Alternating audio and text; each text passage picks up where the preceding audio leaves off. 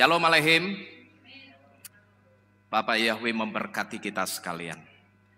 Malam hari ini, Bapak Ibu Saudara sekalian, kita akan bersama-sama malam hari ini belajar dan merenungkan firman Tuhan. Yang malam hari ini firman Tuhan akan berbicara tentang Nevuat Hayelet atau nubuatan seorang anak.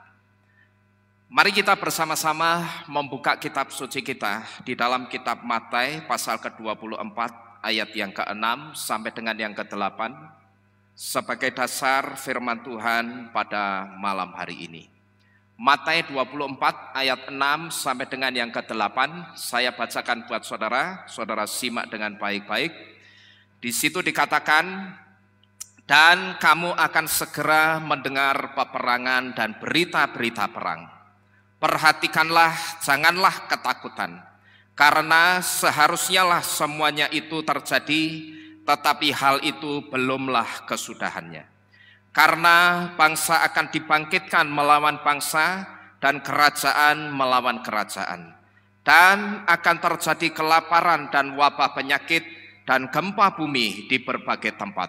Dan semua ini merupakan awal dari penderitaan. Amin. Sampai di sini kita membaca firman Tuhan. Nah, Bapak Ibu Saudara sekalian, kalau secara pribadi, ketika saya nonton berita, saya lebih suka nonton perkembangan berita luar negeri, saudara. Karena kalau saya perhatikan berita dalam negeri, beritanya itu cuman itu-itu saja. Ya, kalau saya perhatikan kalau enggak angka kematian karena COVID, ya karena orang yang ketularan COVID itu jumlahnya berapa. Terus kalau enggak karena COVID, ya karena apa? Vaksin. Nanti kalau enggak karena vaksin, ya karena pejabat yang korupsi. Terus kalau enggak pejabat korupsi, ya paling orang flexing atau orang pamer. Jadi kalau saya perhatikan berita di dalam negeri itu hanya berkutat di itu-itu saja. Maka secara pribadi saya lebih suka nonton perkembangan berita yang ada di luar negeri. Tapi saudara, kalau kita memperhatikan perkembangan berita dari dunia internasional, sebetulnya tanpa kita sadari, kalau saudara jeli, berita-berita internasional itu seringkali tanpa kita sadari, banyak sekali berita internasional yang sebetulnya itu juga sedang memberitakan nubuatan-nubuatan yang ditulis di dalam kitab suci. Dan kalau saudara perhatikan, satu di antara nubuatan yang diberitakan melalui pemberitaan berita internasional itu adalah berita perang di mana-mana, seperti yang ditulis di dalam kitab Matius tadi. Kalau saudara perhatikan kitab Matius tadi menubuatkan beberapa hal. Satu di antaranya yang dinubuatkan akan terjadi apa? Perang di mana-mana. Kalau saudara lihat berita internasional, saudara akan tahu kalau berita internasional itu banyak menubuatkan hal-hal yang atau memberitakan hal-hal yang sudah dinubuatkan di dalam kitab suci. Dan satu di antara yang diberitakan itu adalah berita perang yang ada di mana-mana. Akhir-akhir ini saudara, berita perang yang paling intens diberitakan itu adalah perang antara Rusia dan Ukraina. Rusia dan Ukraina ini adalah dua negara yang sekarang ini menjadi pusat perhatian dunia. Rusia dan Ukraina itu sedang menjadi sorotan dunia, saudara. Bahkan dari update terakhir yang saya terima, rupanya selain menyerang Ukraina, Rusia itu juga sedang mengancam Finland atau Finlandia, karena Finlandia ini bergabung dengan NATO. Kalau saudara perhatikan yang saya kasih kotak merah berkedip-kedip ini jam tayangnya berita ini. Yang paling terakhir itu sekitar 17 jam yang lalu. Di situ dikatakan setelah Ukraina, Finlandia terancam jadi target perang Rusia karena Finlandia bergabung dengan NATO. Dan ini dikatakan oleh redaksinya sebagai sebuah tragedi yang sangat mengerikan. Ini update terakhir yang saya lihat, saudara. Nah, tetapi sebetulnya ada negara-negara lain yang saat ini juga sedang konflik. Cuman beritanya itu tidak terlalu diperhatikan orang. Karena apa? Karena negara-negara ini juga perang, cuman perangnya itu sudah sejak dulu, sudah lama. Nah, karena perangnya itu sudah lama, oleh orang itu dianggap sebagai satu hal yang biasa. Kalau misalkan ada pemberitaan di negara itu perang, alami biasa kalau negara itu perang. Ya, kita bisa melihat yang pertama ada perang sebetulnya yang terjadi di Afghanistan. Konflik di Afghanistan ini dimulai sejak tahun 78. Lalu setelah tahun 78, negara ini sempat konflik beberapa tahun. Kemudian sempat juga vakum, tidak aktif perang, dan kemudian menurut catatan yang saya terima, negara ini memulai konfliknya lagi itu sekitar tahun 2001. Ini Afghanistan. Lalu ada juga negara di Ethiopia.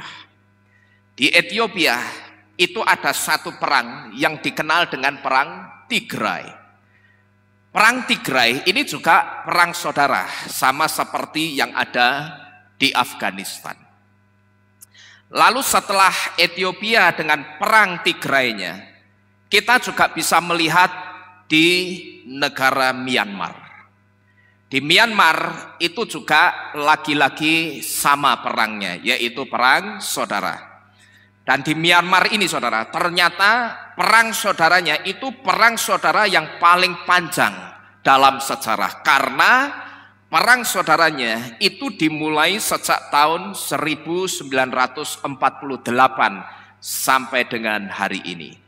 Di mana sampai dengan hari ini pemerintah Myanmar sejak tahun 48 sampai detik ini mereka itu terus memerangi kelompok-kelompok separatis yang berbasis etnis yang dianggap membuat kekacauan di Myanmar. Ini kalau di Myanmar. Lalu ada juga negara yang perangnya juga sudah cukup lama, tapi baru-baru ini mereka kembali bersih tegang. Mereka ribut lagi, saudara. Dan negara itu adalah Yaman dan Arab Saudi. Ini juga sama, lagi-lagi ini masih perang saudara yang terjadi. Perangnya itu sejak tahun 2014. Dan baru-baru ini hubungan Yaman dan Arab Saudi itu kembali memanas. Bahkan beberapa hari yang lalu Yaman dan Arab Saudi itu kembali saling serang, saudara-saudara sekalian. Nah, Bapak Ibu Saudara sekalian, ini negara-negara yang sedang berkonflik sampai dengan saat ini. Dan sebetulnya kalau kita mau lihat satu persatu, kita mau teliti satu persatu, tidak hanya negara-negara yang saya tampilkan di depan ini yang sekarang ini sedang konflik, saudara. Tapi sebetulnya kalau mau disebutkan itu masih banyak negara-negara lain yang sekarang ini juga sedang konflik. Seperti kita ketahui ada Haiti, itu juga sedang konflik. Lalu seperti kita ketahui juga ada Israel dan Palestina yang sampai detik ini konfliknya itu tidak pernah berakhir. Nah, di sini saudara, ketika kita melihat negara-negara yang sedang konflik ini, di sini kita bisa membuktikan bahwa apa yang dinubuatkan oleh kitab suci semuanya tidak ada yang tidak digenapi. Tapi semuanya diapakan? Digenapi satu persatu. Sekalipun itu nampak seperti tidak kelihatan, Tetapi begitu beritanya muncul di permukaan, di sini kita bisa melihat bahwa setiap apapun yang kitab suci nubuatkan itu digenapi satu persatu. Saudara, bisa saudara melihat nubuatan seperti ini terjadi di kitab suci yang lain? Saya katakan saudara tidak akan pernah melihat nubuatan yang seperti ini terjadi di kitab suci lain, atau ditulis di kitab suci lain, itu tidak akan pernah ada. Kalaupun ada kitab suci di luar Torah dan Besorah yang menulis nubuatan itu, saya bisa katakan tulisannya itu cuma jiplaan dari Torah dan Besorah. Karena setiap iman percaya itu mengakui bahwa kitab tertua yang ada di dunia ini adalah Torah. Semua iman percaya itu mengakui, saudara. Sekalipun saya katakan ada seseorang yang tadinya imannya sama dengan kita, kemudian mereka masuk ke iman seberang, tetap ketika mereka masuk ke iman seberang, hatinya itu tidak bisa bohong. Hati yang paling dalam itu tidak bisa bohong. Hatinya itu akan mengatakan apa? Bahwa kitab suci yang paling tua itu ya kitabku yang dulu, di iman yang aku imani dulu. Itu tidak bisa dipungkiri, saudara. Maka saya katakan tadi, saudara tidak akan pernah menemukan nubuatan-nubuatan yang digenapi seperti ini di kitab lain selain Torah dan Besorah. Karena satu-satunya kitab tertua di dunia ini adalah Torah yang adalah milik Bapa Yahweh. Dan di sini saudara kita bisa membuktikan sekali lagi bahwa apa yang dinubuatkan kitab suci itu semuanya digenapi. Ketika Yesua mengatakan tetapi bangsa akan dibangkitkan melawan bangsa, kerajaan melawan kerajaan, semuanya sudah terjadi. Ketika Yesua ngomong, lihatlah untuk waktu kedatanganku nanti, maka akan terjadi bangsa itu akan dibangkitkan melawan bangsa dan kerajaan melawan kerajaan. Bahkan ketika Yesua juga mengatakan nanti tanda-tandanya mendekati waktu kedatanganku yang kedua kali, tanda-tandanya adalah akan terjadi juga kelaparan dan wabah penyakit. Sekarang ini kita nonton sendirilah terjadi kelaparan dan wabah penyakit di mana-mana. Betul terjadi, saudara? Betul-betul terjadi. Ya, jadi apa yang dinubuatkan oleh Yesua itu tidak ada yang tidak digenapi. Semuanya digenapi satu persatu, dan ini sedang menuju kepada penggenapan secara total. Nah, tetapi Bapak Ibu Saudara sekalian, terlepas dari semua negara yang saya tampilkan di depan ini, masih ada satu negara lagi yang secara negara ini kalau kita lihat sebetulnya tidak besar. Dan kalau kita coba lihat negara ini dengan kacamata awam kita, saya yakin saudara dan saya itu sepemikiran bahwa negara ini nanti kalau saya sebut namanya, ini sebetulnya bukan negara yang terlalu berbahaya. Bahkan kalau kita lihat orangnya lucu-lucu, manis-manis, cantik-cantik, ganteng-ganteng, kok kita akan apa ya? Kita akan berpikir mosok negara begini membahayakan sih. Mosok negara seperti ini berbahaya. Negara ini saudara, ini dulu pernah konflik dengan Amerika. Dan negara ini akhir-akhir ini juga kembali aktif berkonflik dengan saudaranya sendiri. Tapi oleh Torah, negara ini dinubuatkan akan menjadi negara yang akan menjadi pemicu perang dunia ketiga. Dan negara itu adalah Korea Utara. Sekitar 5 tahun yang lalu saudara, saya pernah menyampaikan hal ini. Tapi malam ini saya akan singgung lagi karena akhir-akhir ini, perhatikan baik-baik. Saya akan singgung lagi karena akhir-akhir ini apa yang dinubuatkan oleh Torah untuk negara ini rupanya kembali terjadi saudara. Saat ini Korea Utara dan Korea Selatan itu sedang kembali memanas hubungannya. Dan selain hubungan yang memanas, rupanya mereka itu sekarang sedang saling perang atau sedang saling serang. Setelah saya coba selidiki sebetulnya apa penyebabnya, kok ini dua negara yang sebetulnya saudara ini saling serang lagi. Karena beberapa tahun yang lalu saya sempat nonton di YouTube pemimpin kedua negara ini, Presiden Korea Utara dan Korea Selatan, itu sudah ketemu di perbatasan antara Korea Utara dan Korea Selatan.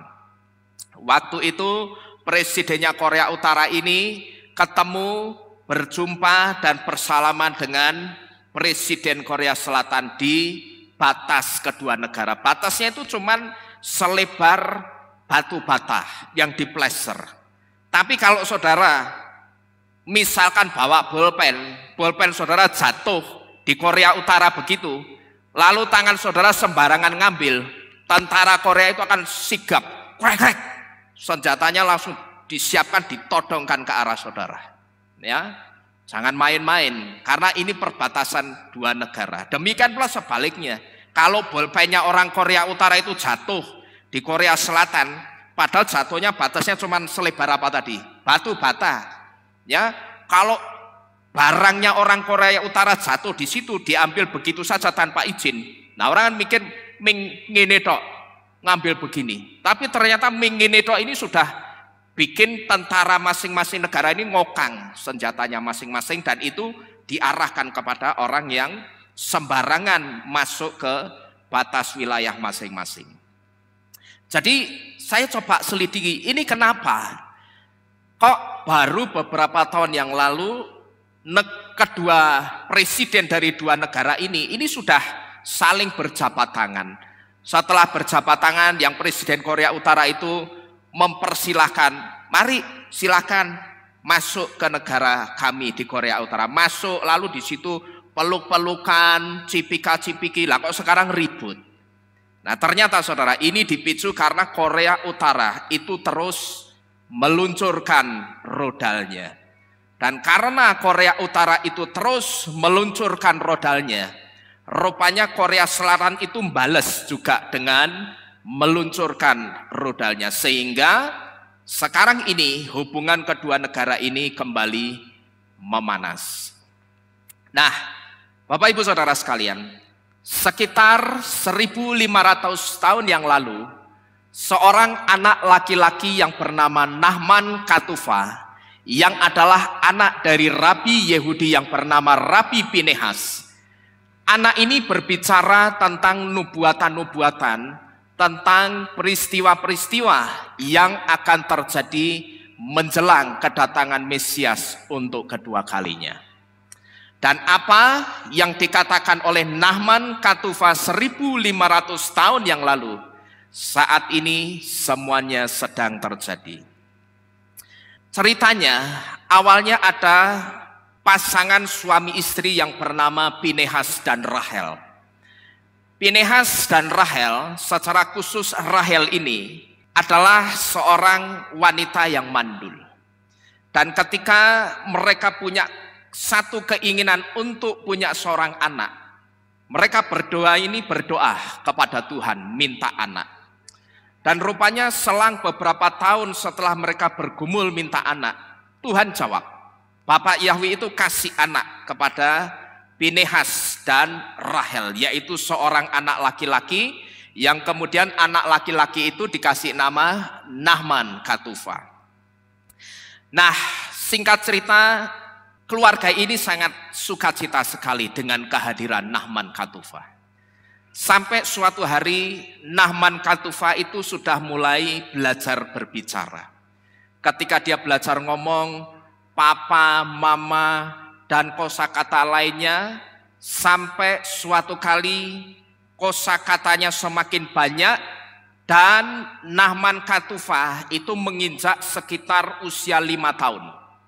Dan ketika usia 5 tahun, kan ngomongnya sudah lancar itu. Ya, ngomongnya sudah lancar kalau anak 5 tahun itu. Nah, ketika Nahman Katufa ini ngomongnya sudah lancar, Pada waktu itu si Nahman Katufa ini dia sering ngomong atau berbicara tentang nubuatan-nubuatan. Bahkan ketika dia bicara nubuatan-nubuatan itu tidak hanya di rumah. Tapi ketika Nahman Katufa ini diajak orang tuanya ke sinagog untuk beribadah, di situ Nahman Katufa itu mulutnya selalu dermimil, selalu ngomong nubuatan-nubuatan. Ketika ini terjadi 1, 2, 3 kali, 4, 5 kali, orang tuanya masih biasa, saudara. Tapi rupanya setelah orang tuanya perhatikan, kok ini Nahman ini angger ngomong, setiap kali ngomong kok sing diomongke nubuatan ya. Ndak kayak anak kecil lainnya. Kalau anak kecil lainnya waktu ngomong yang diminta macam-macam. Ada yang minta jajan, ada yang minta mainan. Tapi kalau Nahman Katufa ini ngomong, selalu yang diomongkan itu nubuatan-nubuatan. Sampai suatu hari ketika Nahman Katufa itu diajak ke sinagog dan kembali seperti biasa ketika orang tuanya beribadah, Nahman Katufa itu kembali mulutnya itu memperkatakan nubuatan-nubuatan. Nah di situ orang tuanya itu mulai risih. Si Pinehas ini mulai risih. Nah karena Pinehas itu merasa risih dan merasa tidak enak dengan rabi-rabi Yahudi yang ada di sana, begitu pulang dari sinagog, Nahman Katufa ini dibentak, saudara. Dibentak sampai Nahman Katufa ini kaget. Dan begitu kaget, rupanya orang tuanya ini tidak menduga kalau ternyata setelah dibentak dan anaknya kaget, saat itu juga anaknya jadi bisu. Orang tuanya mulai curiga, ini kok si Nahman ini tidak ngomong-ngomong, kalau diajak ngomong au toh. Nah akhirnya orang tuanya sadar kalau ternyata Nahman Katufa ini sudah menjadi bisu. Nah pada saat itu saudara, setelah berjalan 1, 2, 3 bulan dan orang tuanya betul-betul menyadari kalau Nahman Katufa anaknya ini betul-betul sudah bisu, mereka sangat menyesali. Kenapa dulu mereka membentak anaknya yang memperkatakan nubuatan-nubuatan? Padahal orang-orang Yahudi itu seharusnya identik dengan nubuatan-nubuatan. Saya saja itu rindu, ya, entah itu dari mulut saya, mulut anak saya, atau bahkan mungkin mulut jemaat Tuhan yang ada di tempat ini, ada yang memperkatakan nubuatan. Sekalipun untuk memperkatakan nubuatan itu tidak semua orang dikasih hikmat untuk memperkatakan nubuatan. Maka ketika saya mendengar kisah ini saya cukup heran, saudara. Ini kok aneh ya, orang Yahudi tapi ketika anaknya itu memperkatakan nubuatan-nubuatan justru dibentak, justru tidak suka lalu dibentak sampai anaknya itu bisu. Dan singkat cerita, Pinehas dan Rahel ini dia suatu hari datang bersujud di hadapan Tuhan dan dia minta pengampunan dari Bapa Yahweh. Di situ setiap hari dia berdoa kepada Bapa Yahweh. Dan di dalam doanya disematkan satu janji. Bapa Elohim, kalau engkau mendengar doa kami dan engkau menjamah dan menyembuhkan Nahman Katufa, kalau sampai anak ini bisa berbicara lagi, kami berjanji kami tidak akan membentak anak ini lagi dan kami akan biarkan anak ini berbicara seturut apa yang engkau mau untuk dia katakan. Akhirnya saudara, sampai sekitar umur 12 tahun, Nahman Katufa ini baru bisa ngomong lagi. Jadi ada rentang waktu itu sekitar 7 tahun, Nahman Katufa ini jadi bisu. Dan ternyata saudara, begitu Nahman Katufa itu bisa ngomong lagi, kembali, yang dikatakan yang keluar dari mulutnya Nahman Katufa, itu sama seperti 7 tahun sebelumnya, yaitu apa? Nubuatan. Dan itu terus dia katakan sampai dia tumbuh remaja, dia tumbuh dewasa, dia menjadi orang tua, dan sampai Nahman Katufa ini mati. Selalu dari mulutnya itu keluar kata-kata nubuatan. Nah, apa yang dinubuatkan oleh Nahman Katufa ini, saudara? Rupanya dicatat dan masih disimpan baik-baik oleh otoritas Yahudi. Nah, tetapi saudara-saudara sekalian, yang jadi masalah ketika semua nubuatan-nubuatan yang diucapkan oleh Nahman Katufa ini coba dibuka dan dipelajari oleh sarjana Yahudi modern, rupanya waktu itu sarjana-sarjana Yahudi modern ini kesulitan memahami isi nubuatan dari Nahman Katufa ini. Sampai pada waktu itu sempat muncul satu ungkapan bahwa apa yang dinubuatkan oleh Nahman Katufa ini adalah nubuatan yang membingungkan. Nah, tetapi seiring berjalannya waktu, misteri nubuatan membingungkan yang berumur 1500 tahun ini mulai terpecahkan melalui seorang rabi yang bernama Rabi Mose Aharon HaKohen. Rabi Mose Aharon HaKohen ini adalah rabi yang hanya bisa ditemui oleh orang-orang terpilih saja. Yang kemudian Rabi Aharon HaKohen ini meneruskan pesan dari nubuatan tersebut kepada seorang rabi lagi yang bernama Rabi Yosef Gerber. Dan misteri nubuatan membingungkan tersebut ternyata berhubungan dengan situasi terkini di Korea Utara. Coba saudara perhatikan perbandingan tahunnya. Nubuatannya itu diucapkan sekitar tahun 1500, bukan tahun 1500 tapi sekitar 1500 tahun yang lalu. Tapi peristiwa yang berhubungan dengan Korea Utara itu mulai santer sekitar tahun 2017 kalau saya tidak salah.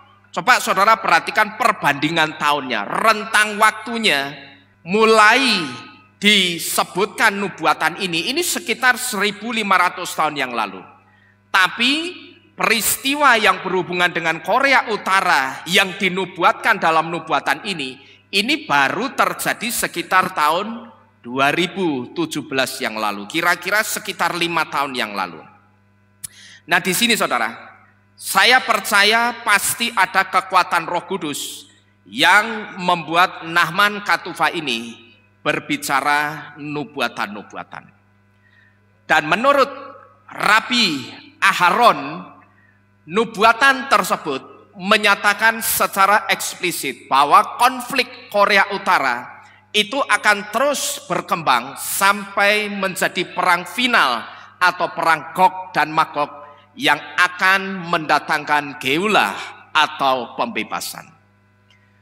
Jadi ketika nubuatan ini kemudian diteruskan ke Rabi Aharon mengatakan bahwa nubuatan tersebut itu nantinya akan terus berkembang sampai menjadi perang final atau perang Gog dan Magog yang akan mendatangkan Geulah atau pembebasan.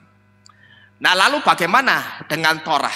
Apakah Torah juga menubuatkan hal ini? Saya pernah memberitahu nama seorang rabi Yahudi yang adalah ahli dari Torah Kut, yang bernama Rabi Mattiyahu Gleserson. Nah, oleh Rabi Mattiyahu Gleserson ini, apa yang dinubuatkan oleh Nahman Katufa ini coba diselidiki di dalam Torah. Karena Rabi Gleserson ini adalah seorang rabi yang ahli dengan Torah Kut. Dia coba selidiki apakah ada nubuatan yang diucapkan oleh Nahman Katufa ini di dalam Torah. Dan ketika Rabi Gleserson coba menyelidiki nubuatan Nahman Katufa ini, rupanya semua yang dikatakan oleh Nahman Katufa itu benar-benar ada di dalam Torah. Saya akan coba mengajak saudara untuk melihat satu video penerangan dari Rabi Mattiyahu Gleserson. Video ini kira-kira hanya sekitar 4-5 menit. Ya, kita simak dulu, nanti saya akan jelaskan lebih lanjut tentang video ini, saudara. Kita lihat bersama-sama. Atomic Holocaust and Korea parallel and many interesting other things which really kita tonton dulu saja. Nanti saya akan jelaskan perlahan-lahan. So let us see now the table. So in this table what we have is the following. We have once in the Torah. Ini adalah Torah Kut. Torah Kut itu kitab suci berbahasa Ibrani yang spasinya dihilangkan lalu hurufnya digantetkan semua, digabung semua, tidak ada spasinya. Jadinya seperti ini. And what is interesting that in this table we have parallel Korea, Korea here, and which one is fun? The North Korea coming here, very interesting. And then, looking more into this table, we can see a very interesting thing, which also tell us that it is a warning. Is a warning. Even the word ha'atra, the warning, which is also a threat to the United Nations. Here you have said parallel. Asota Brit, yeah, and this is a warning which clearly tells us. Now we know quite well that according to our tradition, it even can be the description which we have with Gog, because it's written really in future, time of Mashiach, it will be a nation will come from far away from the north, and might be that it really refers to Korea. Really, some rabbis said, Rabbi Nachmani, that already was a Kabbalistic claim that the troubles in futures will be, the main threat will be from Korea, North Korea. So really Mashiach is the sons of Yosef, a prime, we know that he is the Messiah, will fight against the evil forces. Now, also interesting that we have this heavenly angel of the Amalekite with Samael, definitely we speak. Now we found only this date next year, 778. Maybe it indicates really to this time, but it's written that after Mashiach will come, this nation will appear. And then we speak about Mashiach, which comes here, Mashiach, important Shuvah, this situation when we see this very serious threat. So we do Shuvah, repentance. And then, as we said, you have Mashiach, you have son of Jesse also. So, altogether, very, very interesting table, as we said. Especially, it's only once in the Torah. You have this long sentence, Shoah, Atomit, and parallel Korea, North Korea. And you have also Edom, because they've said of its communism, that is Edom. Gog, and also the evil force, which is really the masculine, the Sama. Okay, and you have the feminine, which is called the Lila.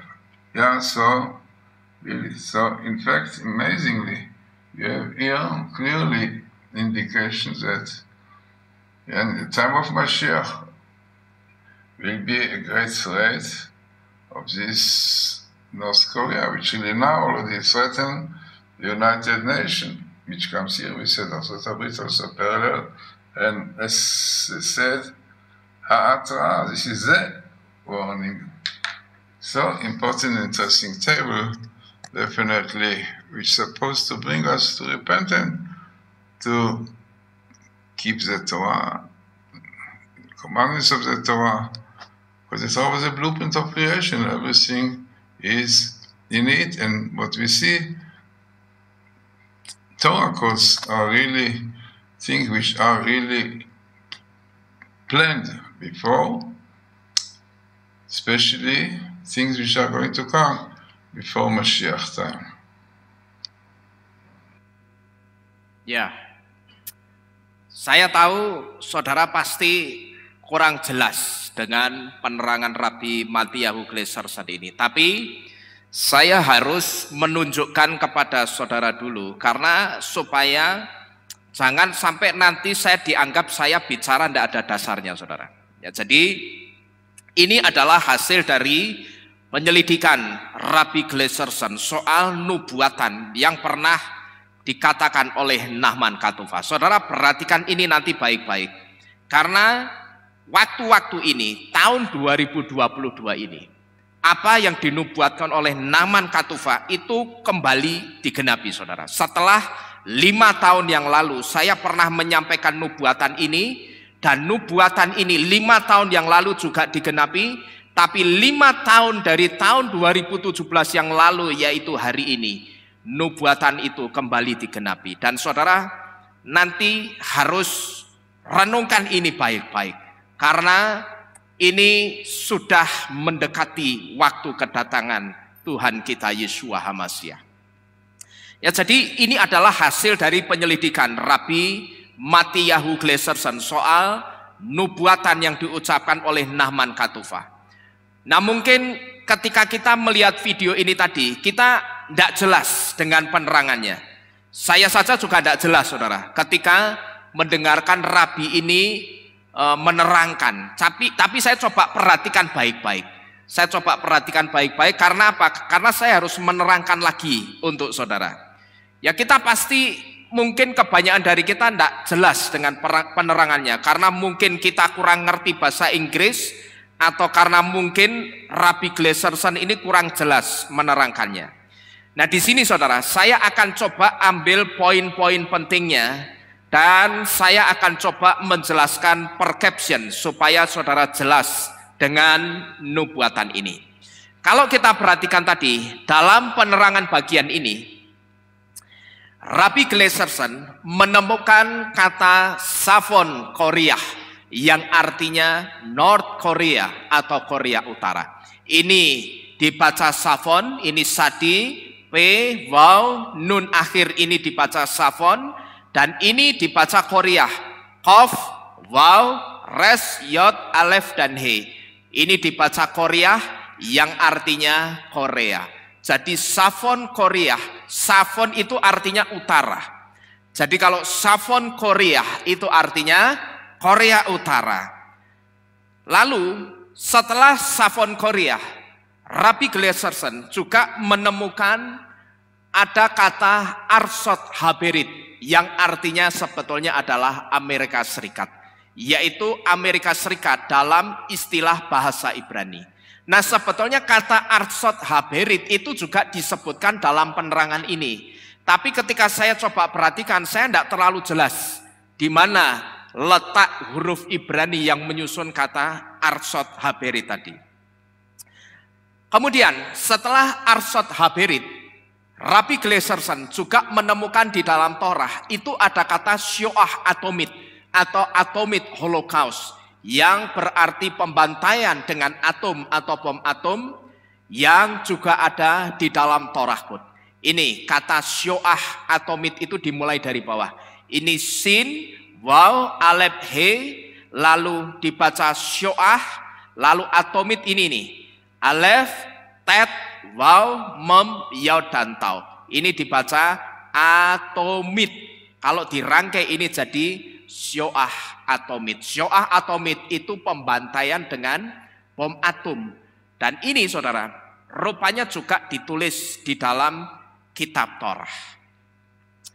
Nah, dari berita-berita yang saya sempat dengar, Korea Utara waktu itu ketika Korea Utara itu bersitegang atau berkonflik dengan Amerika, saya sempat mendengar Korea Utara waktu itu memang punya rencana mau menyerang Amerika dengan nuklir. Tapi apakah ini akan betul-betul terjadi nantinya? Kita lihat saja saudara. Nantinya akan seperti apa saya tidak tahu. Kita nonton saja. Waktu itu nubuatan ini memang saya katakan untuk Korea Utara dan Amerika Serikat. Ya, waktu itu sekitar tahun 2017 ketika nubuatan ini muncul ke permukaan, memang saya katakan nubuatan ini arahnya ke konflik antara Korea Utara dengan Amerika Serikat. Tapi kalau malam ini saya angkat lagi, ini karena Korea Utara hubungannya itu juga kembali memanas dengan Korea Selatan.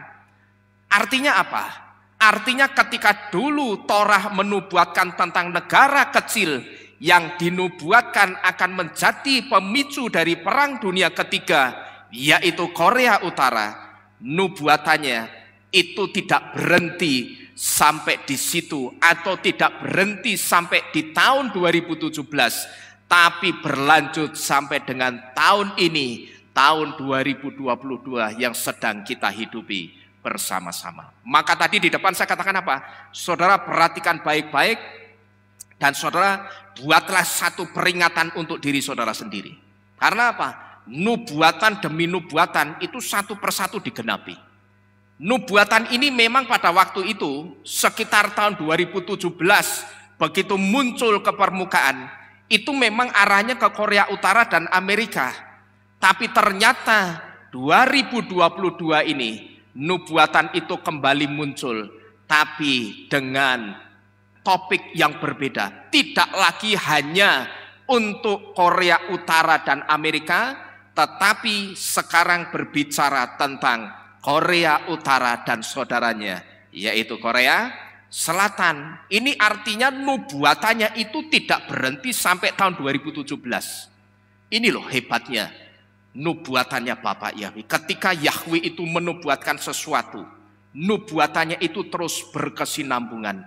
Dan itu terus berjalan sampai nanti Yesua datang menggenapi kedatangannya yang kedua kali. Saya percaya saudara, yang seperti ini tidak akan pernah kita temukan di kitab suci yang lain. Maka tadi di depan saya memberitahu, kalaupun ada kitab suci yang mirip-mirip dengan apa yang ditulis di dalam Torah, itu paling cuman jipelaan dari Torah.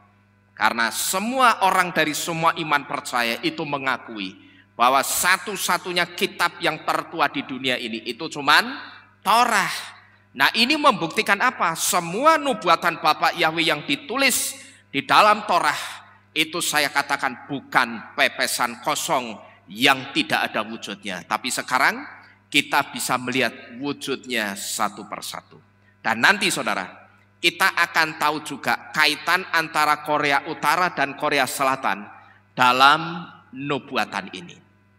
Nah, lalu setelah kata Shoah Atomit, di situ Rabbi Gleiserson juga menemukan ada kata Samael yang adalah nama penghulu malaikat kematian. Dan di situ juga ada kata Lilith yang adalah pasangannya Samael, yang juga terdapat di dalam Torah Kod. Jadi ini Samael. Samael itu dari sini. Samek, Mem, Alef, dan Lamed. Ini dibaca Samael. Ini kalau saudara perhatikan, saudara hitung jarak hurufnya. Dari sini ke sini. Ini ya, ini ke sini, terus ke sana. Balik lagi ke sana sampai di huruf Mem ini, dari huruf Samek. Ini jaraknya sama dengan dari Mem ke Alef. Demikian pula dari Alef ke Lamed, itu jaraknya sama. Kalau Torah Kod yang benar seperti itu. Tapi kalau yang dikatakan sama mu'alaf yang namanya, siapa kan jenenge? Siapa? Jil, Ben? Mu'alaf yang dulu pernah saya sampaikan di sini itu siapa namanya? Saya kok lupa namanya. Siapa itu yang ngutip Torah itu loh, terus digadok-gadok mologi itu loh. Ya, yang mu'alaf orang luar Jawa itu. Itu ngawur. Karena apa? Susunan hurufnya, jarak antar huruf itu tidak sama. Jarak antar hurufnya itu beda-beda. Ada yang jaraknya 3 huruf, ada yang jaraknya 4 huruf untuk satu kalimat nubuatan. Ini jelas ngawur. Ini namanya gadokmologi. Ya. Kalau Torah Kod yang asli itu jaraknya mesti sama, saudara. Dari sini ke sini, ini kalau saudara hitung, ini jaraknya sama hurufnya. Demikian pula dengan ini, Lilith. Lilith ini coba saudara perhatikan, dari huruf Lamed ke huruf Yod, itu jaraknya berapa huruf ini? 2 huruf. Yod ke Lamed lagi juga 2 huruf, Lamed ke Yod lagi juga 2 huruf, Yod ke Tau itu juga 2 huruf. Nah kalau nubuatan yang benar, itu jaraknya harus sama seperti ini. Tidak bisa 1 huruf ke huruf kedua jaraknya 3 huruf, huruf 2 ke 3 10 huruf, nanti 3 ke 4 25 huruf. Itu namanya gadokmologi. Nek ngono aku iso, ya. Kalau cuman begitu saya bisa. Tapi kalau yang model begini ini tidak mungkin dicolong kebenarannya, mesti benar. Ya. Jadi kalau kita perhatikan saudara-saudara sekalian, di situ juga ditulis kata Samael dan pasangannya Lilith di dalam Torah Kut. Artinya apa ini? Kalau sampai terjadi perang, tentu saja yang identik dengan perang adalah apa? Kematian. Gitu loh, paham saudara ya? Kenapa ini ada di dalam rangkaian nubuatan tentang nubuatan yang disampaikan oleh Naaman Katufa? Kenapa ada Samael dan Lilith yang adalah nama penghulu malaikat kematian? Ini artinya kalau sampai terjadi perang, yang identik dengan perang itu tidak lain adalah kematian. Dan tentunya kematian akibat dari perang ini pasti ada yang menunggangi. Dan di sini kita sudah diberitahu bahwa yang menunggangi kematian akibat dari peperangan tidak lain adalah Samael yang adalah penghulu dari malaikat kematian. Nah, ini adalah nubuatan yang umurnya sekitar 1500 tahun yang lalu dari seorang anak yang bernama Naaman Katufa. Nah, tapi saudara-saudara sekalian, ternyata selain nubuatan ini masih ada satu nubuatan yang serupa dengan nubuatan yang pernah diucapkan oleh Naaman Katufa, yaitu nubuatan tentang Korea Utara yang datang dari seorang rabi Yahudi yang bernama Levi Saadia Nahamani, yang mengatakan bahwa yang menjadi ancaman terbesar bagi Israel nanti bukanlah Syria atau Aram, bukanlah Persia atau Iran, bukanlah Babel atau Irak, ataupun bukanlah Gaddafi yang mewakili Libya, tetapi yang menjadi ancaman terbesar untuk Israel nanti adalah Korea. Korea akan tiba di sini atau di Israel. Saudara perhatikan, ini video aslinya. Dia katakan not Syria, not Persia, not Babylon, and not Gaddafi. Ya, bukan Syria, bukan Persia, bukan Irak, bukan Gaddafi yang jadi ancaman terbesar untuk Israel. Tapi aneh, yang jadi ancaman terbesar untuk Israel justru apa ini? Korea. Padahal kalau kita lihat negara ini saudara, orangnya kan lucu-lucu gitu ya, tidak ada tampang sangar, orangnya imut-imut. Kalau orang dikasih tahu, kamu ngerti enggak bahwa negara yang akan jadi pemicu perang dunia ketiga itu Korea, orang mesti ketawa saudara. Ora mungkin, wong itu bukan negara yang besar, bukan negara yang alutsistanya canggih seperti Amerika. Tidak mungkin kalau sampai negara ini bisa jadi pemicu perang dunia ketiga. Nah, tetapi apa yang dinubuatkan oleh Rabi Nahamani ini, waktu itu saudara, ternyata ketika nubuatan ini coba disodorkan ke sarjana-sarjana Torah, mereka juga tidak pernah berpikir. Dan mereka waktu itu juga bingung, masa sih? Sama seperti kayak kita saudara. Ketika kita baru mendengar nubuatan ini bahwa Korea itu akan jadi pemicu perang dunia ketiga, pikirannya itu ternyata sama pikiran kita dengan sarjana-sarjana Torah Yahudi. Mereka bingung karena mereka ini tidak pernah berpikir bahwa negara Korea itu akan menjadi satu ancaman yang cukup berarti. Ya, jadi jangankan sarjana Torah, kita yang ada di tempat ini pasti juga berpikir yang sama soal Korea. Mengingat negara ini bukan satu negara yang besar, dan tadi saya katakan alutsistanya atau alat perangnya itu tidak secanggih Amerika punya. Nah, kemudian Bapak Ibu Saudara sekalian, Rabi Nahamani juga mengatakan bahwa negara yang jauh ini atau Korea ini suatu hari akan menjadi ancaman utama bagi Israel.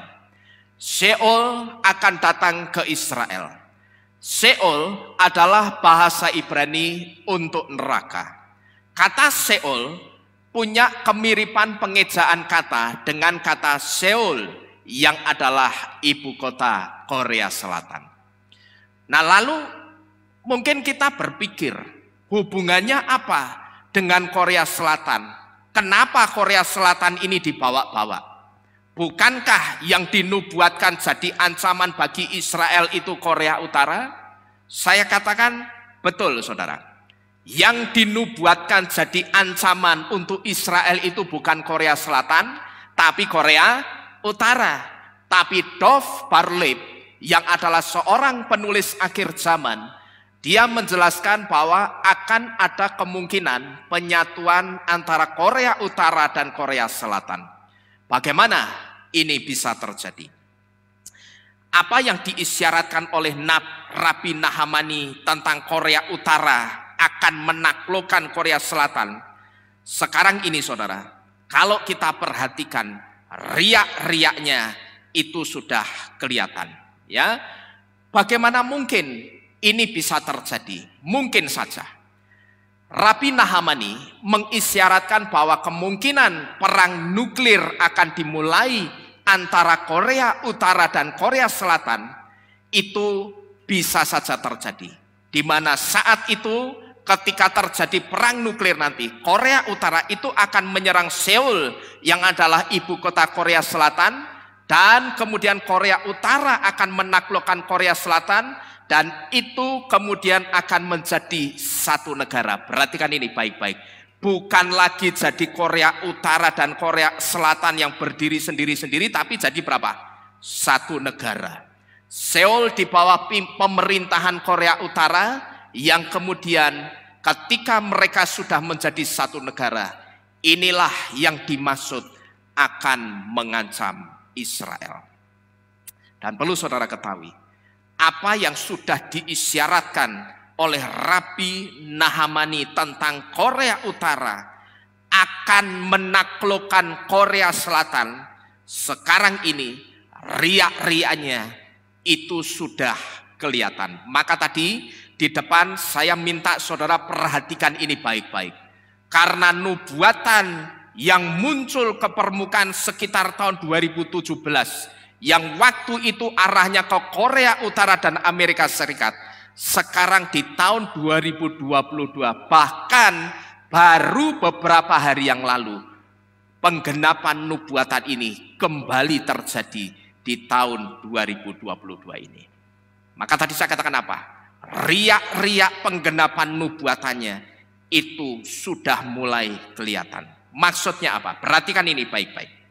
Melalui Kim Yo Jong atau adik dari Kim Jong Un yang adalah presiden Korea Utara, Korea Utara menyatakan mengancam akan melenyapkan Korea Selatan dengan nuklirnya. Saudara perhatikan baik-baik.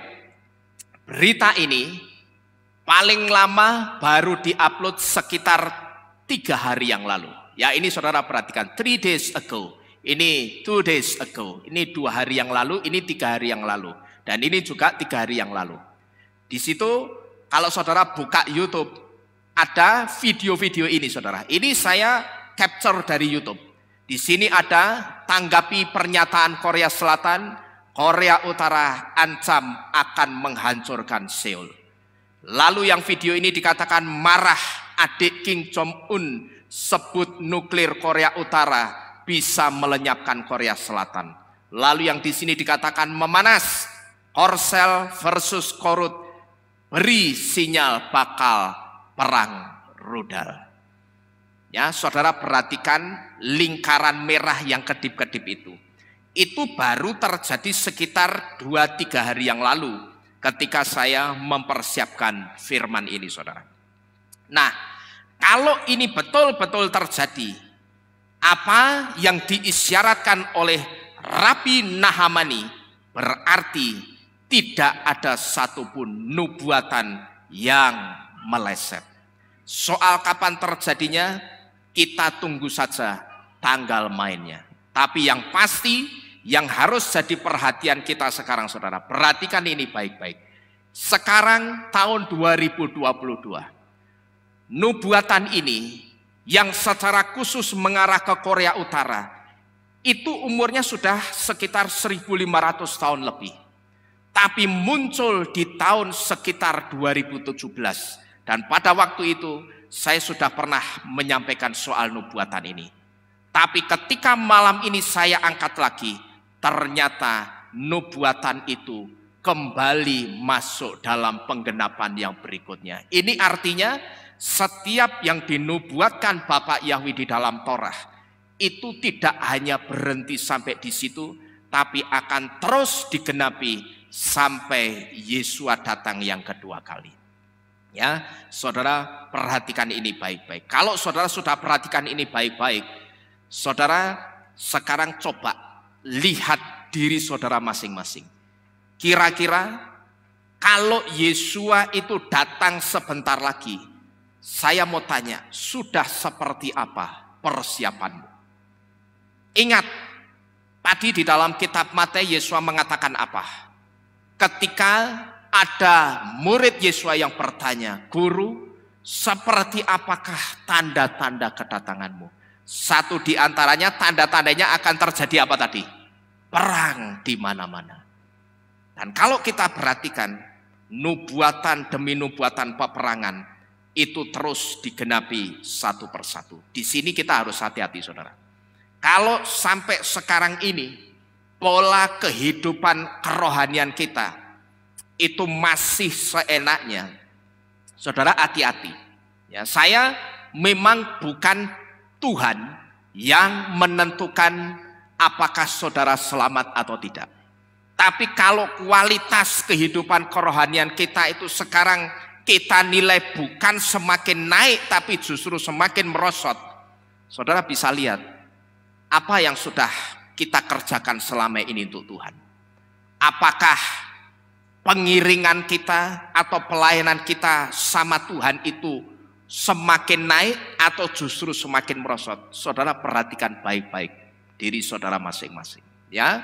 Karena nubuatan ini secara tidak langsung ini memberikan satu warning yang keras untuk kita. Perhatikan ini baik-baik. Nubuatan itu terus berjalan sampai Yesua datang untuk yang kedua kali. Kalau kita perhatikan saudara, nubuatan-nubuatan ini semua disampaikan oleh rabi-rabi Yahudi yang saya katakan mereka bukan rabi Yahudi yang sembarangan. Artinya mereka yang menyampaikan nubuatan ini betul-betul orang-orang yang mendedikasikan hidupnya untuk mempelajari Torah dan kode-kode yang ada di dalam Torah. Yang saya katakan mempelajari kode-kode yang ada di dalam Torah itu tidak mudah, saudara. Sekalipun saya katakan sekarang ada software Torah Code, tapi kalau orang itu tidak dikasih kemampuan untuk mengoperasikan software itu, ya tidak akan ngerti. Ya, jadi nubuatan ini bukan datang dari orang-orang biasa. Yang saya katakan pendeta-pendeta yang hanya mengajar tentang berkat-berkat. Tidak. Tapi nubuatan ini datang dari rabi-rabi Yahudi yang benar-benar mendedikasikan hidupnya untuk mempelajari Torah dan kode-kode yang ada di dalam Torah. Yang saya katakan itu tidak gampang. Untuk memecahkan kode-kode di dalam Torah itu tidak gampang. Dan ketika kode itu dipecahkan, di situ kita bisa melihat kedahsyatannya Bapak Yahweh. Bagaimana Bapak Yahweh itu menyembunyikan semua peristiwa yang akan terjadi di dunia ini di dalam kitab Torahnya. Di dalam kitab Torah, dari kitab Beresit sampai dengan kitab Devarim atau kitab Ulangan, rupanya di situ tersimpan rahasia yang akan terjadi di alam semesta ini. Dahsyat bukan Tuhan kita, saudara? Ya. Jadi hanya dengan hikmat Bapak Yahweh, dengan kekuatan Roh Kudus, mereka rabi-rabi ini baru bisa memecahkan kode-kode yang ada di dalam Torah. Dan tujuan Bapak Yahweh menyingkapkan ini semuanya, satu di antaranya tidak lain itu untuk mengingatkan kita. Nah, ini perhatikan baik-baik.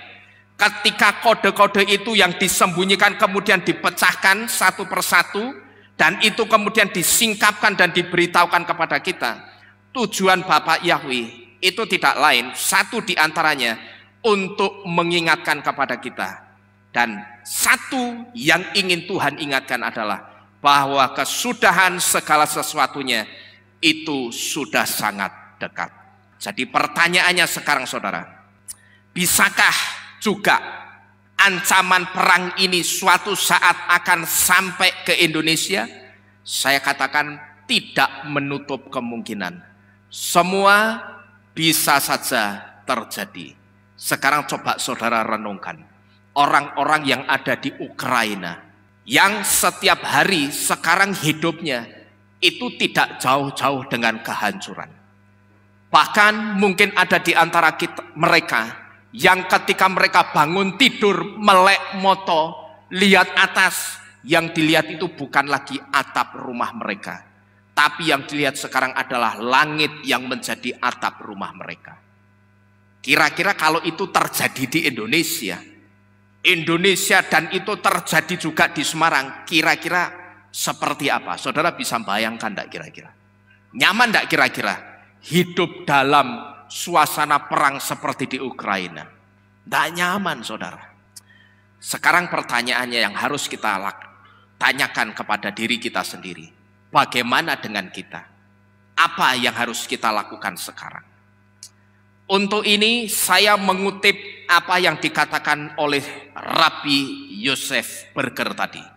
Rabbi Yosef Burger mengatakan bahwa perang final itu akan berlangsung secara cepat di luar kewajaran.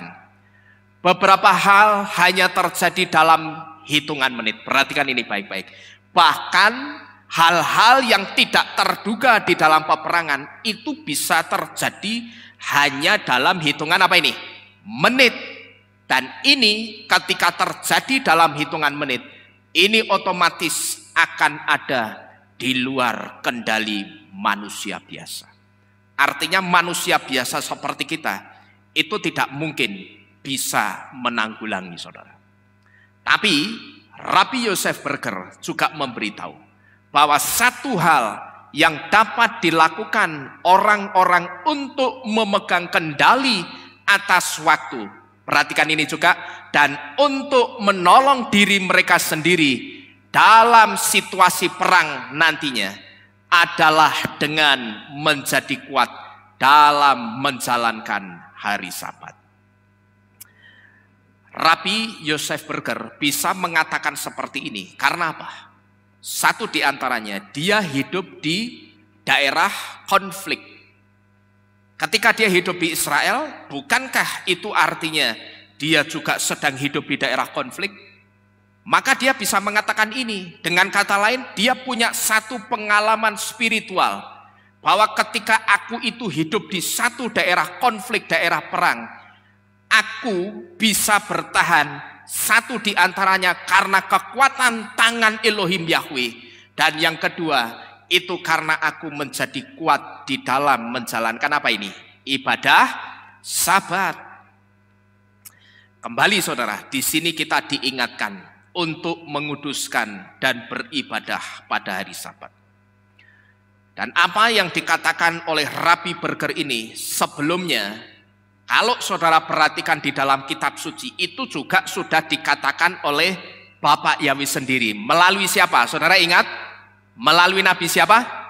Yesaya. Ya coba kita buka Yesaya 58 ayat 13 sampai 14. Nanti di situ saudara akan melihat bahwa orang yang menguduskan hari Sabat, Bapak Yahweh itu akan membuat mereka bisa melintasi setiap kesusahan yang akan terjadi di dunia ini. Kita buka Yesaya 58 ayat 13 sampai 14. Di situ dikatakan, jika karena Sabat engkau membuat kakimu berbalik dari melakukan kesenanganmu pada hari kudusku, dan engkau menyebut Sabat sebagai kenikmatan yang kudus bagi Yahweh yang dimuliakan, dan engkau sungguh-sungguh memuliakannya dengan tidak melakukan jalan-jalanmu sendiri, dengan tidak mencari kesenanganmu sendiri, bahkan membicarakan perkataanmu, maka engkau akan menyukakan dirimu sendiri di dalam Yahweh.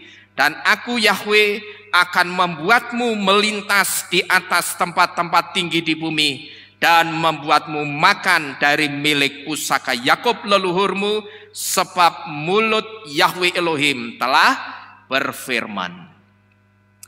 Ya, jadi apa yang dikatakan oleh Rabbi Yosef Burger ini sudah dikatakan di dalam kitab suci. Dengan kata lain, sebetulnya ketika Rabbi Yosef Burger memberikan tip supaya nantinya kalau sampai peperangan itu sudah terjadi dan pengangkatan belum terjadi, artinya kita diizinkan melihat perang, dan kalau sampai peperangan itu menjadi secara global dan itu terjadi di Indonesia juga, Rabbi Yosef Burger memberitahu tipnya untuk kita bisa aman dalam masa-masa perang nanti adalah menjadi kuat dengan menjalankan ibadah Sabat. Coba saudara perhatikan di dalam kitab Yesaya 58 ayat 13-14 tadi. Di situ dikatakan ada kalimat, aku akan membuatmu melintas di atas tempat-tempat tinggi di bumi. Satu di antaranya, tempat tinggi di bumi ini adalah simbol atau gambaran dunia yang akan susah dengan kesusahannya karena perang. Ini artinya saudara, sekalipun sebentar lagi orang-orang di dunia ini menjadi susah karena perang, saya cuman punya satu iman percaya. Kita yang memegang nama Yahweh, kita yang memegang nama Yesua, kita yang menguduskan hari Sabat, kita yang mencintai Torah, dan kita yang setia melayani Bapa Yahweh, saya percaya kita pasti mendapatkan prioritas keselamatan dari Bapa Yahweh. Amin. Ya, pegang ini baik-baik. Ini artinya sebentar lagi, suka tidak suka, saudara tidak bisa menolak. Saudara mau tidak suka, saudara mengatakan, itu begitu menakutkan, aku tidak mau hidup di zaman itu. Tapi kalau Bapak Yahweh memang belum izinkan, Yesua belum datang, dan kita nonton perang secara global, yang saya katakan kalau peperangan itu terjadi global, itu artinya tidak hanya di Rusia, Ukraina, Israel, Palestina, Yaman, Arab Saudi, tapi perang itu sampai ke Indonesia dan terjadi di Indonesia. Bahkan saya kerucutkan lagi Indonesia sampai ke kota Semarang ini. Suka tidak suka, saudara pasti akan melihat kalau memang Bapak Yahweh izinkan itu harus terjadi. Perhatikan ini baik-baik. Tetapi sekalipun sebentar lagi orang-orang dunia ini, orang-orang di luar Bapak Yahweh, mereka akan menjadi ketakutan dan hatinya itu kemudian disusahkan karena perang. Tetapi percayalah bahwa kita yang memegang nama Yahweh dan Yesua, kita yang berharap kepada Bapak Yahweh dan Yesua, kita yang menguduskan hari Sabat dan mencintai Torah, dan kita yang melayani Bapak Yahweh, saya percaya saudara dan saya pasti mendapatkan prioritas keselamatan dari Bapak Yahweh. Saudara percaya? Haleluya. Nah, sekarang pertanyaannya begini saudara. Kalau kita perhatikan apa yang dikatakan oleh Rabbi Yosef Gerber tadi beliau mengatakan apa? Satu hal yang dapat dilakukan oleh orang-orang untuk memegang kendali atas waktu, dan yang paling penting ini, untuk menolong diri mereka sendiri dalam perang ini adalah dengan menjadi kuat dalam menjalankan hari Sabat. Kalau kita perhatikan ucapan Rabbi Gerber ini, berarti dengan kata lain saudara, selain tangan Bapak Yahweh yang perkasa yang bisa menolong kita kelak pada saat terjadi peperangan global nantinya, dengan kata lain, Rabbi Yosef Gerber ini juga sedang memberitahu bahwa menguduskan hari Sabat itu juga bisa menolong kita ketika nantinya terjadi peperangan global di seluruh dunia ini.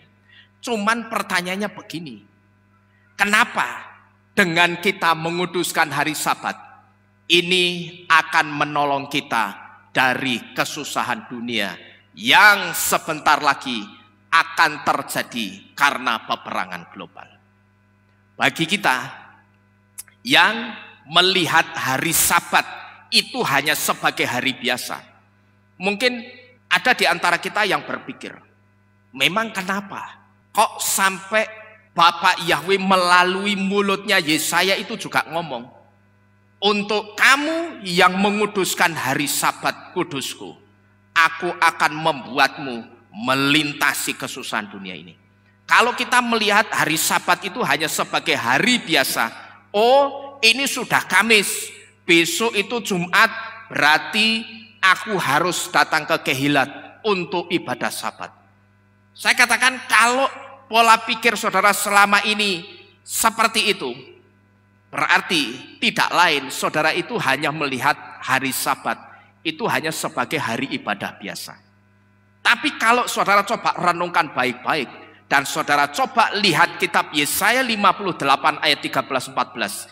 Di situ dengan kata lain Bapak Yahweh itu sedang memberitahu bahwa dengan menguduskan hari Sabat itu ternyata bisa menolong kita kalau sampai kita itu diizinkan masuk dalam situasi atau suasana perang secara global yang akan terjadi di seluruh belahan dunia ini.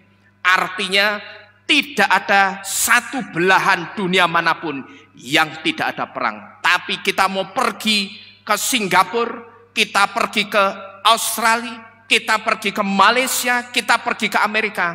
Di situ begitu kita menapakkan kaki, kalau kita masih bisa naik pesawat, turun dari pesawat, mungkin yang nyambut kita itu bukan pramugari, tapi apa?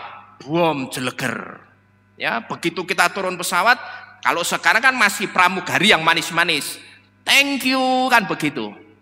Tapi nanti akan terjadi waktunya begitu kita turun pesawat, yang nyambut kita tepat di bawah tangga pesawat itu bom rudal dari negara lain yang sedang menyerang negara tersebut. Ya, jadi suka tidak suka ini pasti akan terjadi. Tapi Bapak Yahweh melalui Yesaya dan juga Rabbi Yosef Burger sudah memberitahu bahwa dengan menguduskan hari Sabat ini bisa menolong kita ketika dunia ini sebentar lagi masuk dalam kesusahannya ketika terjadi peperangan global. Pertanyaannya sekarang, memang kenapa dengan menguduskan hari Sabat ini akan menolong kita kelak? Dengan menguduskan hari Sabat bisa menolong kita kelak. Ini tidak lain karena sampai jumpa hari Sabat depan, Bapak Yahweh memberkati kita sekalian. Ya, jadi bersambung saudara-saudara sekalian. Amin. Bapak Yahweh memberkati kita sekalian. Mari kita bersama-sama tunduk di dalam doa. Kita akhiri firman pada malam hari ini. Haleluya.